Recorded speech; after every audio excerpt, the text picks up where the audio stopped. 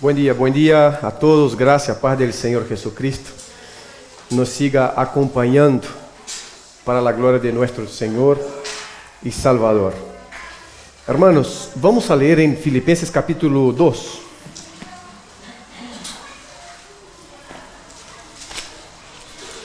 Filipenses capítulo 2. Yo voy a hacer un homenaje a Beatriz y voy a leer en la Reina Valera 1960. Ella es un amante de la Reina Valera y así como un homenaje pastoral de la IVA, Reina Valera. Y más, tengo la NVI aquí, la voy a dejar a un costado por las dudas. Por las dudas. Capítulo 2, versículo 12.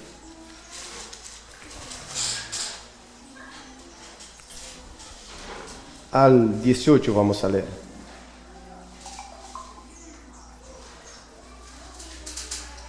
Nos dice así: por tanto, amados míos, como siempre habéis obedecido, no como en mi presencia solamente, sino mucho más ahora en mi ausencia, ocupaos en vuestra salvación con temor y temblor.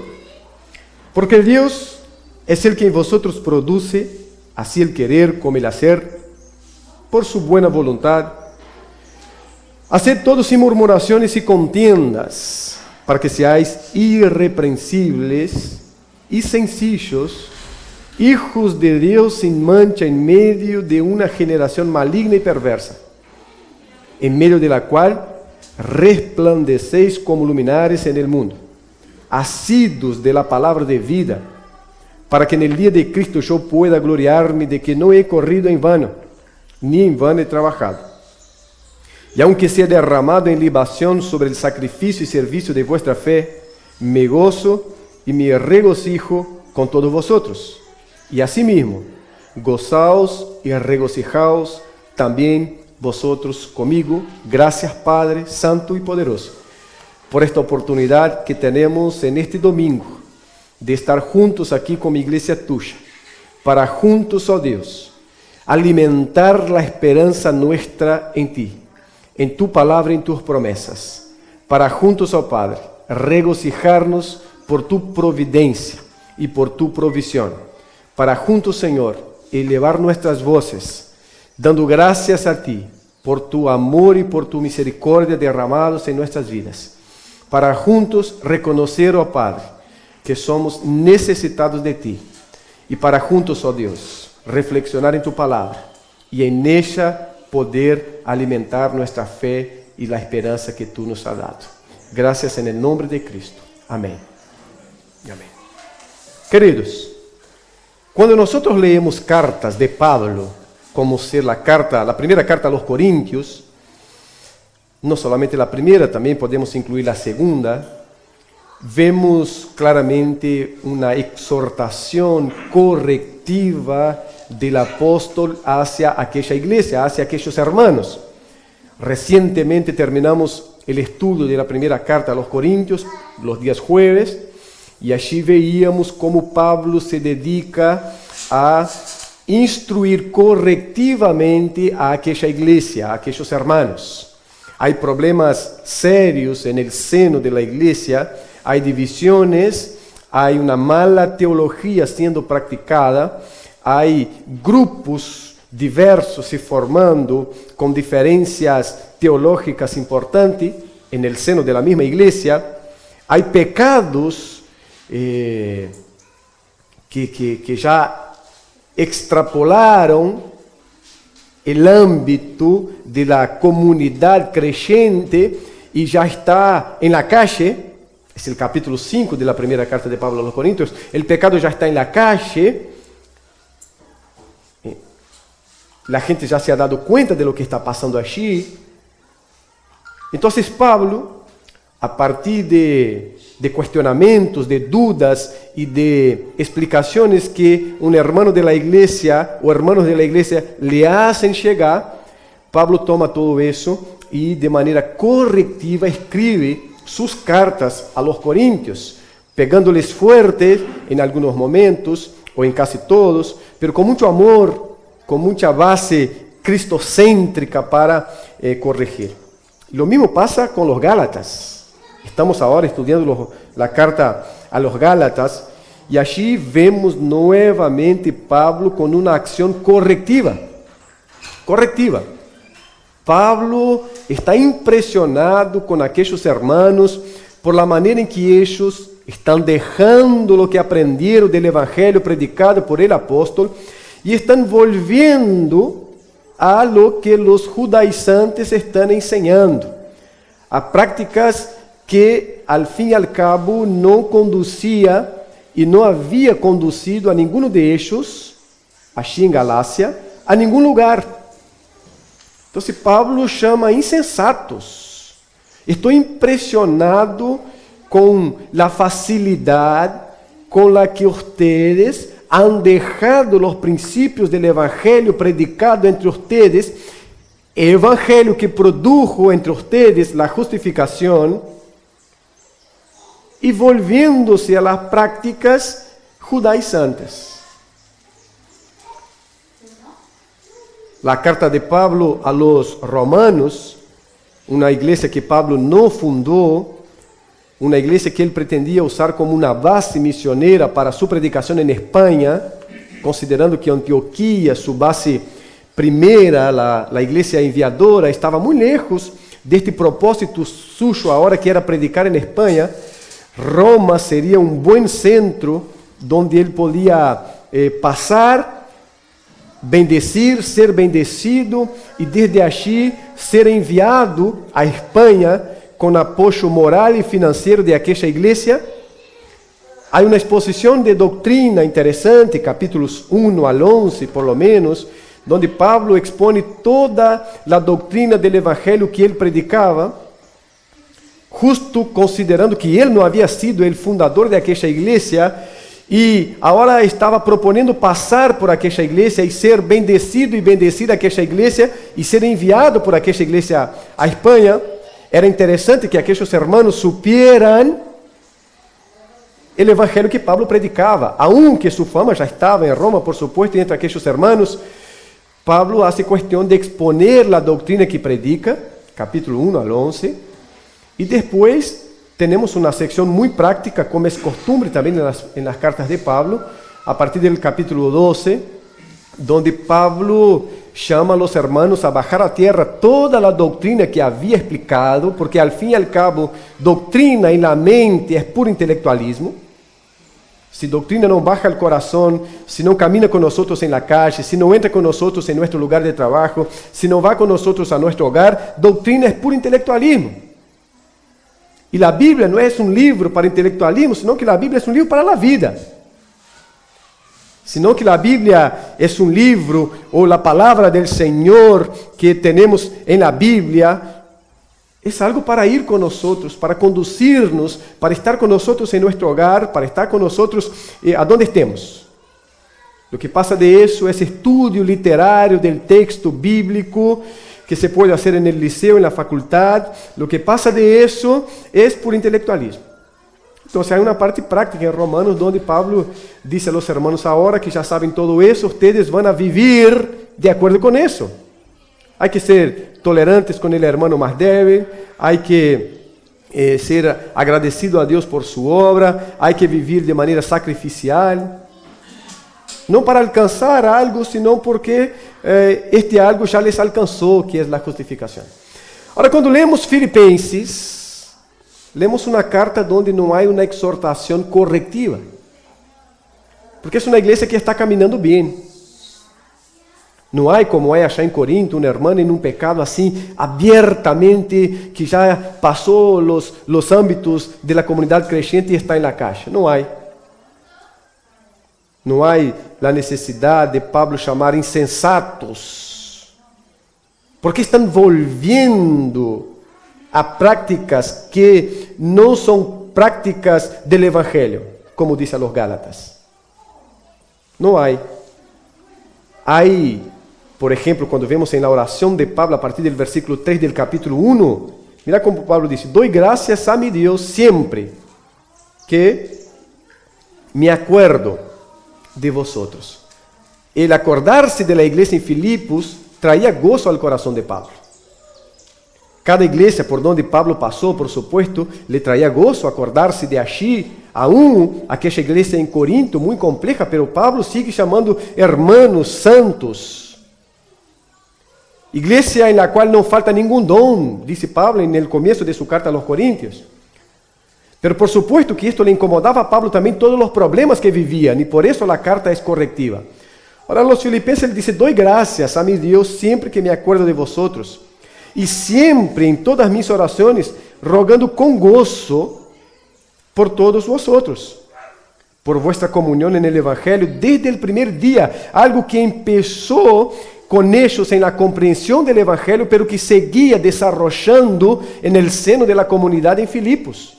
Entonces Pablo dice, por vuestra comunión en el Evangelio, desde el primer día hasta ahora. Y esta comunión tiene que ver con la participación de ellos en el ministerio de Pablo, que a pesar de no ser una iglesia pujante en las condiciones financieras materiales, era una iglesia que siempre participaba financieramente, materialmente en el ministerio de Pablo. Y Pablo da gracias a Dios por esta iglesia. No por lo que le recibía en sí, porque después en el capítulo 4 de esta misma carta, Pablo va a decir, el tema no soy yo. Cuando Pablo recibe una ofrenda financiera enviada por estos hermanos, dice, el tema no soy yo. El agradecimiento mío a Dios hacia ustedes es por la comprensión que ustedes adquirieron en el Evangelio. Porque yo he aprendido a tener y a no tener.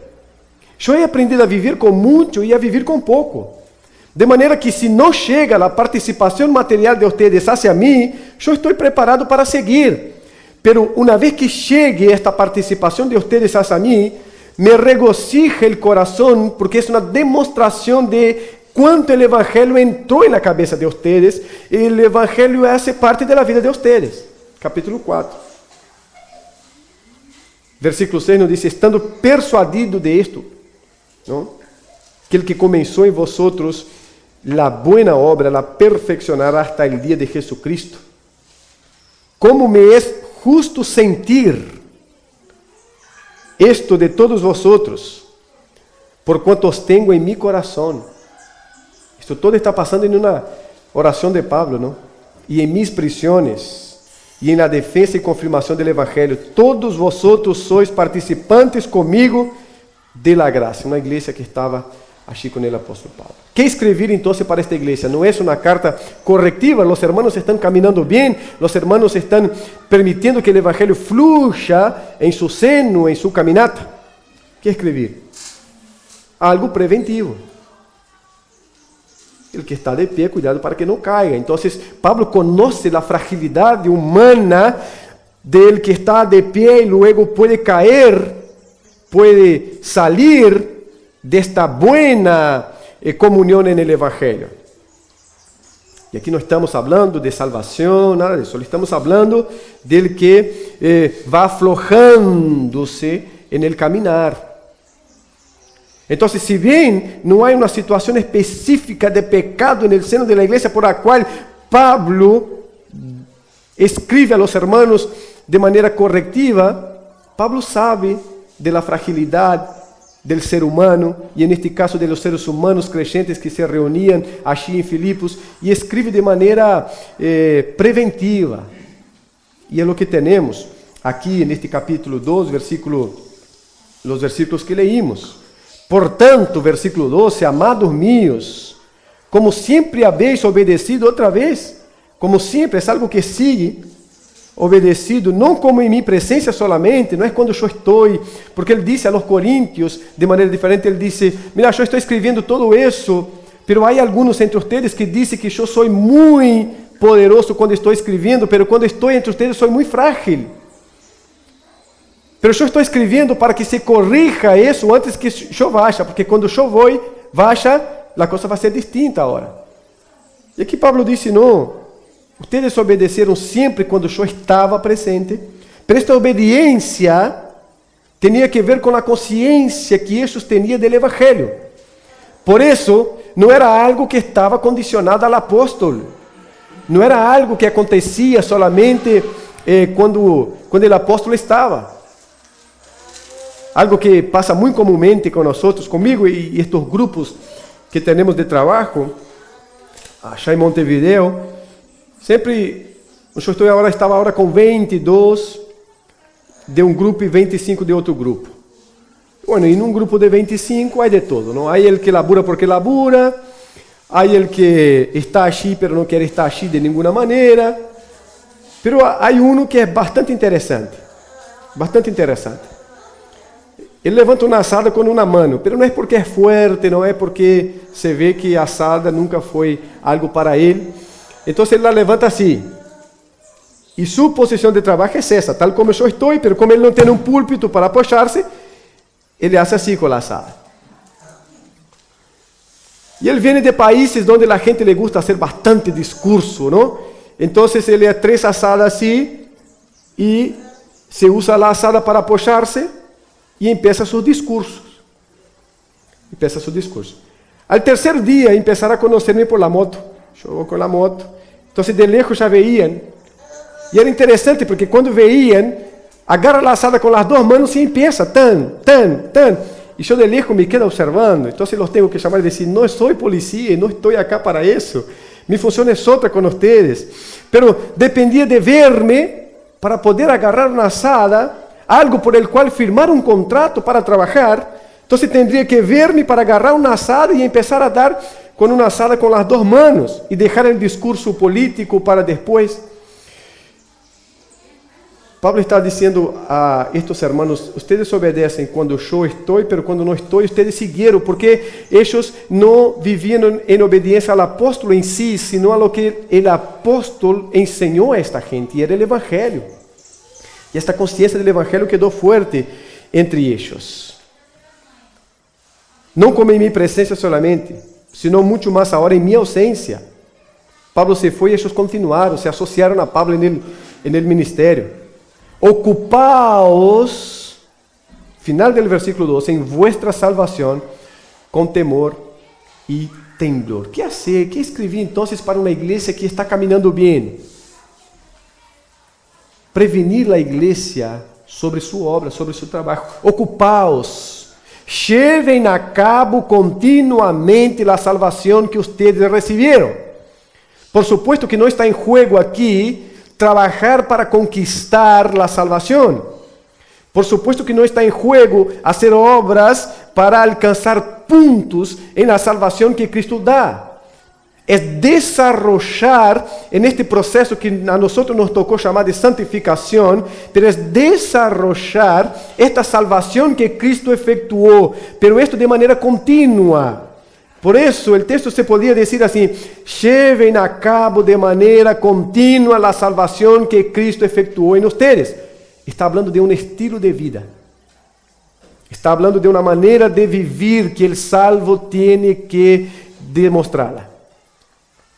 E os hermanos estavam demonstrando, pero Pablo disse, entre tantas coisas que há para ocupar-se, ocupaos de vuestra salvação, lleven a cabo de maneira contínua esta obra que Deus efetuou en el corazón de ustedes. Abracen las cosas que tienen que ver con la salvación que ustedes recibieron y aprendan a rechazar las cosas que no tienen que ver con la salvación que Cristo efetuó.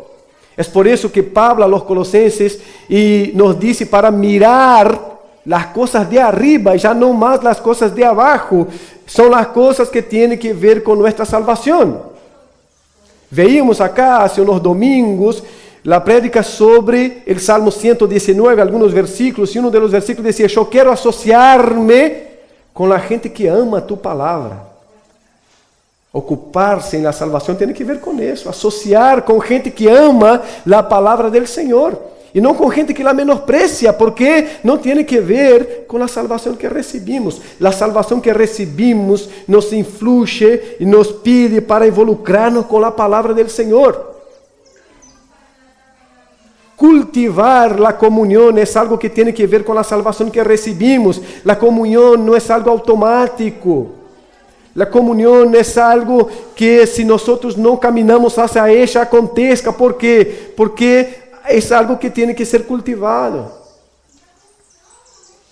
Es obra de la salvación. y tantas otras cosas. Pero Pablo dice, hagan eso con temor y temblor.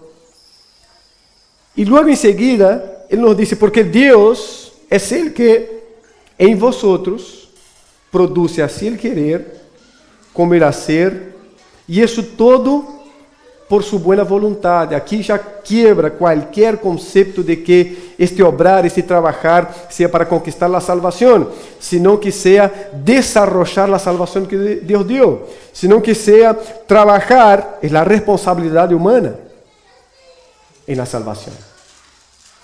La salvación es obra de gracia de Dios en nuestras vidas, y esto está más que claro para todos nosotros, pero hay una responsabilidad nuestra con esto que Dios puso en nuestras manos. Es como recibir un campo con los títulos de estos campos. Es nuestro. Recibimos.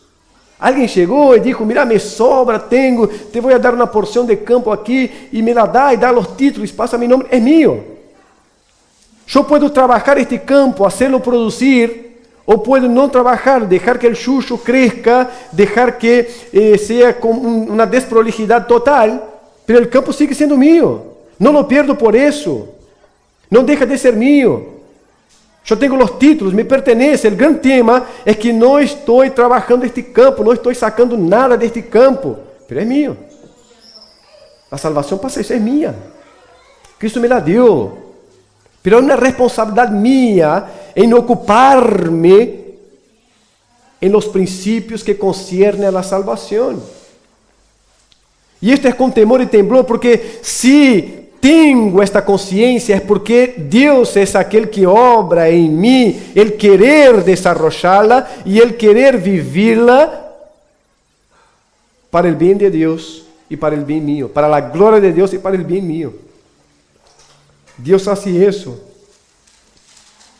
según el versículo 13, por su buena voluntad. Versículo 14 nos dice lo siguiente: haced todo sin murmuraciones y contiendas, para que seáis irreprensibles y sencillos, hijos de Dios sin mancha en medio de una generación maligna y perversa, en medio de la cual resplandecéis como luminares en el mundo. Hay una alusión clara de Pablo al pueblo en el desierto, al pueblo sacado de Egipto que caminaba en el desierto. Cuando él habla de las murmuraciones y de las contiendas, él está hablando...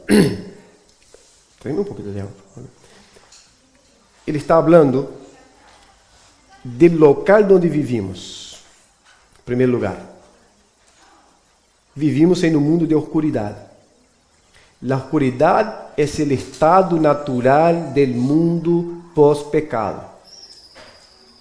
Y obras de la oscuridad son obras naturales de la gente que vive en el mundo post-pecado que no fue redimida.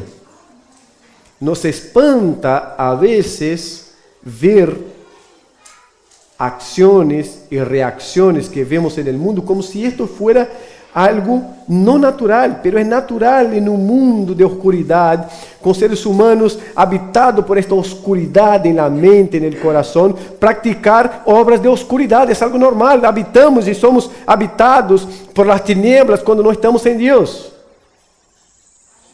No se enseña a practicar la maldad, hermanos. No se enseña a practicar lo que es malo, porque esto es natural, se hace mal, se hace de manera natural. Lo que se enseña es cultivar, es ocuparse de lo que es bueno, de lo que nos viene por medio de la salvación. Entonces, por eso, ocúpense de la salvación. Pero lleven en consideración que ustedes viven en medio de una generación maligna y perversa. Viviendo en medio de esta generación, el creyente va a padecer.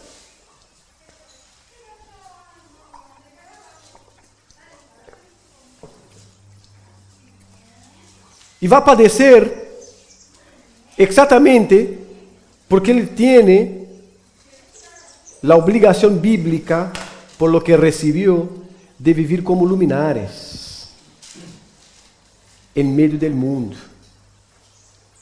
Son confrontos de luz y tinieblas. Y la Biblia jamás ocultó que el creyente en este mundo oscuro va a padecer. Y va a padecer a causa de cómo vive en este mundo oscuro. El cuerpo extraño en el mundo es el creyente. Por eso que se escribe que nuestra ciudadanía está en el cielo, porque el cuerpo extraño en el mundo es el creyente. En este mundo caído es el creyente. Lo demás es natural. Ahora, como cuerpo extraño en este mundo, hay padecimientos. Pero Pablo dice que en estos padecimientos debemos vivir sin murmuraciones y sin contiendas. Y la idea es que había la posibilidad de murmurar y contender en contra de Dios, preguntando por qué del padecimiento en este mundo. Es lo que pasa en el desierto. El pueblo que murmura y contienda contra Dios por causa del padecimiento que ellos tenían en el desierto. Aunque en Egipto vivían de manera peor. Entonces la prevención de Pablo es: van a padecer porque tienen que vivir como luminares en medio de un mundo en oscuridad. Ahora vivan sin contiendas y sin murmuraciones. Es decir, no piense que Dios es el culpado del padecimiento que tienen ustedes. No murmuren en contra de Dios porque padecen. Es natural al creyente padecer. Versículo 16. Entonces, va a padecer porque tiene que vivir de manera distinta, va a padecer porque tiene que vivir como luz en medio de la oscuridad, y esto incomoda. Pero padeciendo, no se debe murmurar en contra de Dios,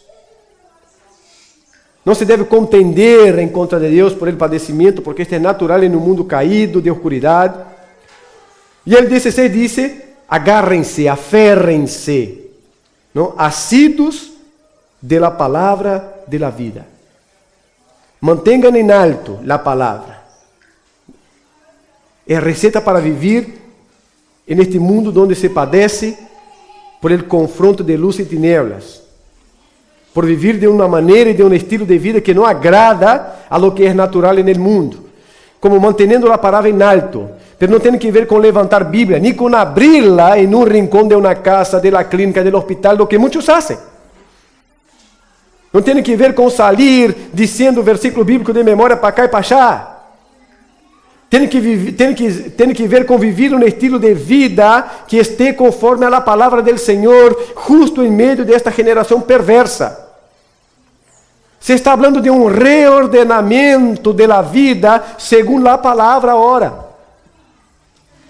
Por eso la ocupación de la salvación tiene que ver con eso, este reordenamiento que va pasando día tras día en nuestra vida, y es según la palabra, y es viviendo de esta manera que vamos a ser luminares en medio de esta generación perversa.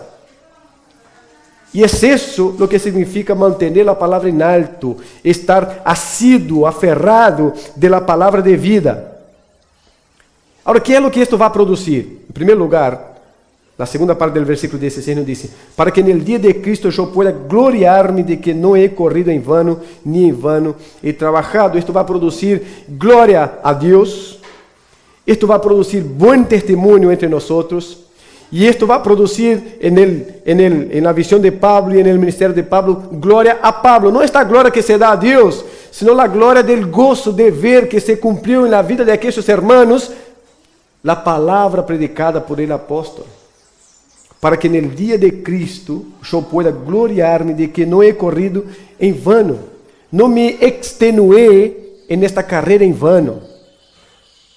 Sino que lo que prediqué, lo que sufrí, lo que entregué, fue demostrado en la vida de ustedes por los frutos que nacieron en su caminata, en su trabajo. 17. Y aunque sea derramado en libación, no de sangre, sino de vino, sobre el sacrificio y servicio de vuestra fe, sobre el donarse, el entregarse de ustedes a los principios del Evangelio, sobre el padecimiento de ustedes por causa del Evangelio, sobre la entrega sacrificial de ustedes por causa de la verdad bíblica. Entonces, aunque yo, en comunión con ustedes, sea ofrecido como libación sobre este sacrificio y servicio de vuestra fe, me gozo. No me incomoda, a Pablo no le incomodaba más el padecimiento. Y más, está escribiendo desde una prisión. El hombre está hablando, gozaos, alégrense en el Señor, desde una prisión. Porque los padecimientos a Pablo no le incomodaba más en el sentido de hacer murmurar. Sentía el dolor, sentía la angustia, sentía todo eso lo que un ser humano puede sentir, pero como la esperanza estaba mucho más allá de una mejora en el gobierno, mucho más allá de una mejora en el imperio, en el rey, entonces él se gozaba en el Señor, se regocijaba y decía a los hermanos, mira, aunque yo tenga que en esta unión en el Evangelio ser ofrecido como libación, yo me gozo y regocijo con todos vosotros. Y 18 nos dice, asimismo, gozaos y regocijaos. Ustedes no están padeciendo porque cometeram um crime. Ustedes no están padeciendo porque viven na oscuridade. Ustedes están padeciendo por la causa correcta, que es la causa del Evangelio. Entonces, gozaos y regocijaos también vosotros conmigo, porque estamos en esta misma caminata juntos. Rescatando de acá, entonces, en primer lugar, hermanos, como creyentes, ocupémonos de nuestra salvación. No para garantizarla, porque no podemos.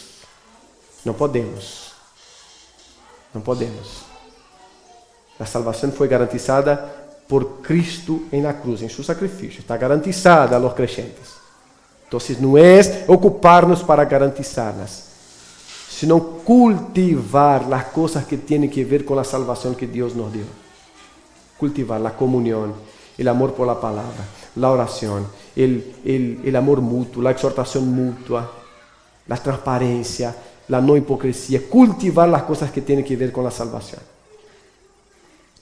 Vivir como luminares, sabiendo que el mundo es tomado por la oscuridad. Y sabiendo que esto trae padecimiento, sostener una vida que brilla en medio de un mundo oscuro, llama la atención y trae padecimientos. No murmure contra Dios.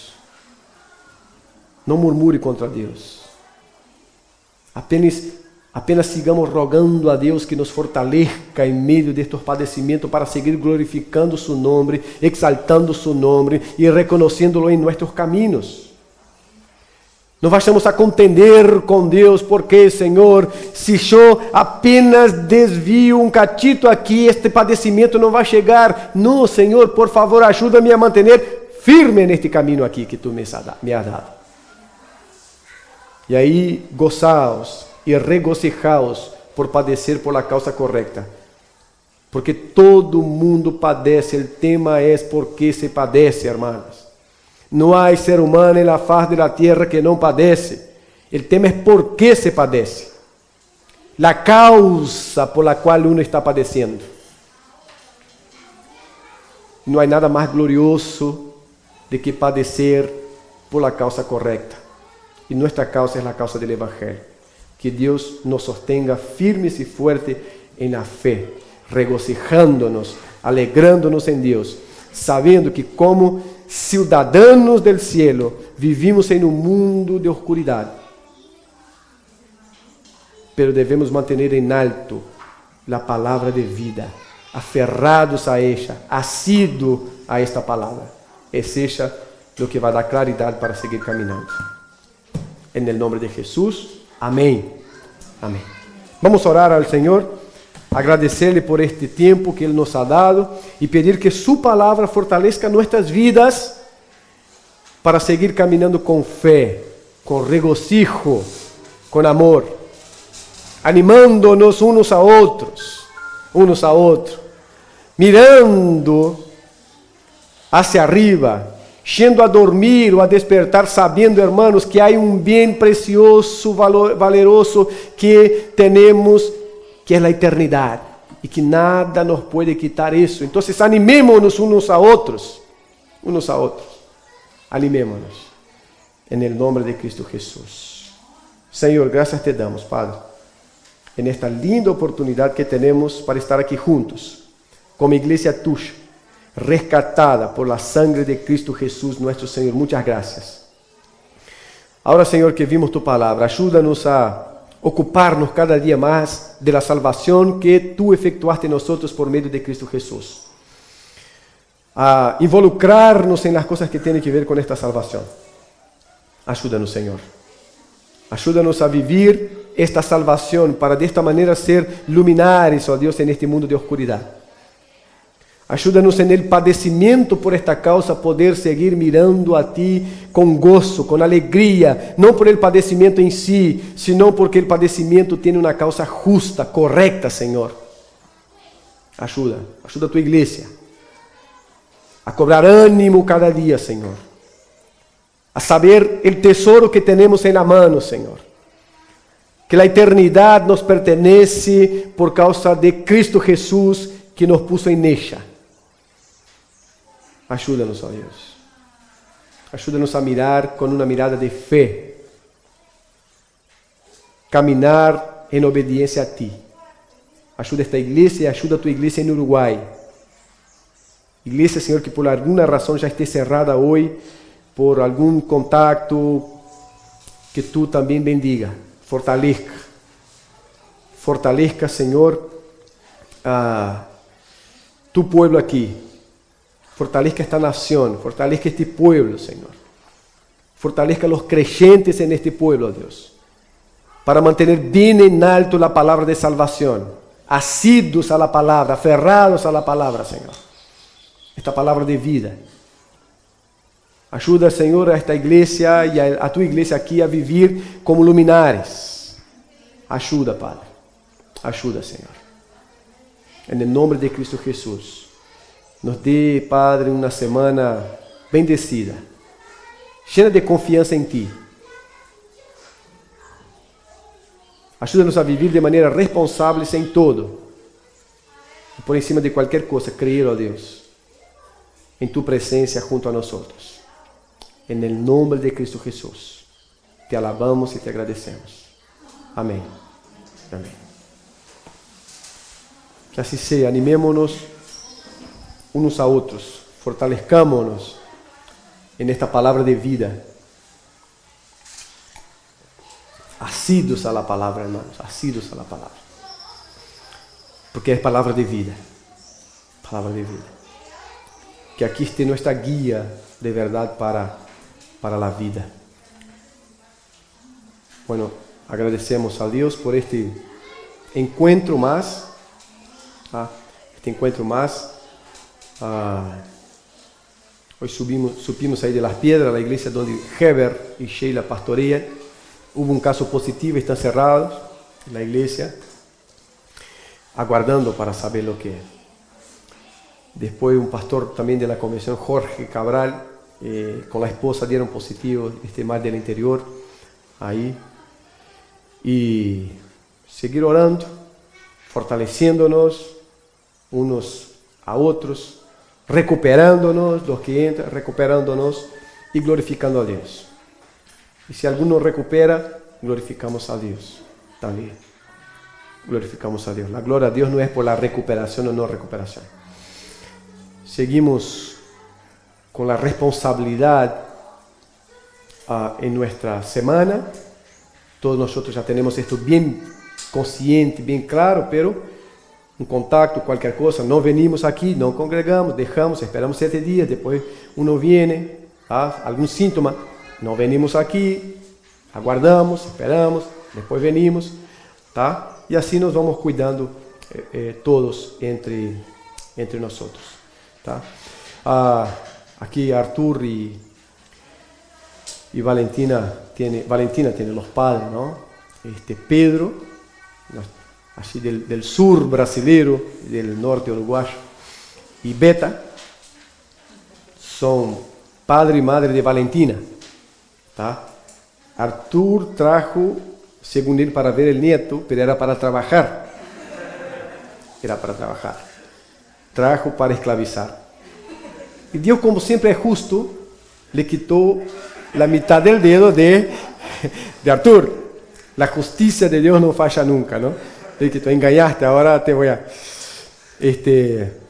Bueno, es siempre un placer tenerlos aquí, Arthur, también Valentina, Luque, que está por ahí.